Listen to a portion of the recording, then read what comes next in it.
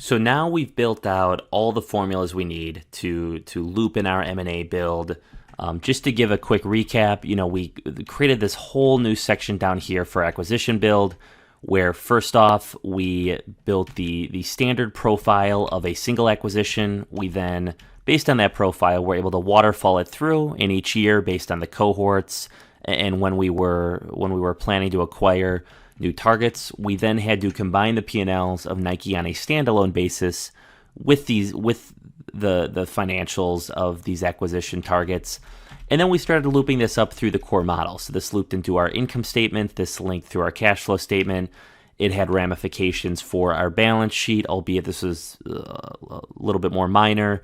And then the final and I think really important thing was linking up pro forma EBITDA and accounting for the fact that although we had to back out our initial year from our acquisition financials, we still got credit for the acquired EBITDA on a pro forma basis, which had implications for our EBITDA at exit. It also impacted EBITDA that we can use to leverage off of for a dividend recap. So, this M&A build influences a lot of different parts of the model. It's certainly very robust, and we have a very robust template here to toggle many different assumptions, and I'll go through that shortly here to see how that impacts returns. But what I also like about this is the way this is built out is this stress tests a lot of areas of our model as well. So as we know, we're really generally acquiring, we're spending more on acquisitions than cash flow generated in each period.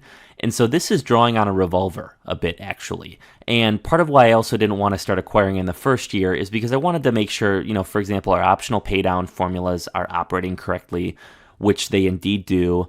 And then in years where we start to go negative on cash flow, we begin to draw on our revolver, which we were, as I mentioned in the beginning, is sort of doubling up as our acquisition facility here. And we can see, this is a draw on a revolver. Now, in the year where we issue a dividend, this ends up just coming out of our additional leverage proceeds that are going to be used for the dividend recap, but then we net out any negative cash flow, so we just don't get any as a sponsor in this period. But then in ensuing years, again, we start drawing on that revolver again as we need to acquire more targets. So that's a summation of everything we have built to this point. Now, what I want to last focus on is just how does this impact returns? Recall in our more theoretical segments, we've hit on how we're acquiring targets at 15 times EBITDA. We're ultimately going to sell at 25 times EBITDA, so you get a little bit of multiple arbitrage. You also just generally get a boost to your EBITDA. So there is some slight value creation here in the context of, of boosting returns. So we know now our sponsor IRR is 10%. Let's see what happens when we turn our acquisition switch off. And clearly it goes down to 9.8%, which was the case when we were only running our dividend recap.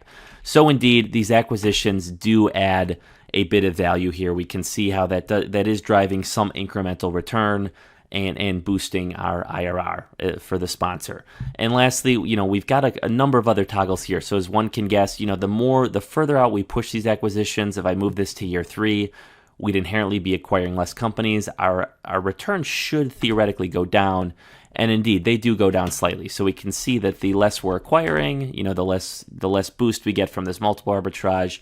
So indeed, this acquisition build is robust. Things are working properly. So that concludes our last bonus module as it applies to the more technical stuff here, working in the Excel model. So if you made it this far, congrats to you. Give yourselves a pat on the back. These were clearly the above and beyond sections, but I think are really going to be real points of differentiation when you enter your jobs in either banking or private equity as well. While we've put these in bonus packs, like I said, the dividend recap is very commonly used.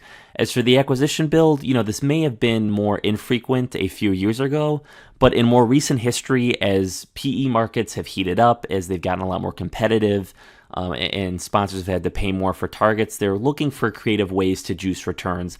And the roll-up strategy has emerged as one of those creative solutions to do so. So this is actually something that's very common. During my days at Madison Dearborn Partners, this is indeed something we ran in many, many of our models, especially in industries where a roll-up strategy would be pretty common. For example, like healthcare services, where you sort of have these site-based models where you're acquiring new facilities and rolling them up into the corporate portfolio. So I'll finish off by saying congrats to you. Thanks for making it this far. If you want to continue to move on, we have another bonus pack, which is not going to be dealing in Excel. This is no longer applying to our LBO model, where we will talk more through private equity returns and just the private equity economic model in general. So I'll cap off by just saying, if you want to use this model here, if you want to use this LBO model and take this to the job, this is very robust, it's very dynamic, and I think something you could take to the job with you. So feel free to take this home, save this down, and use it when you're on the job.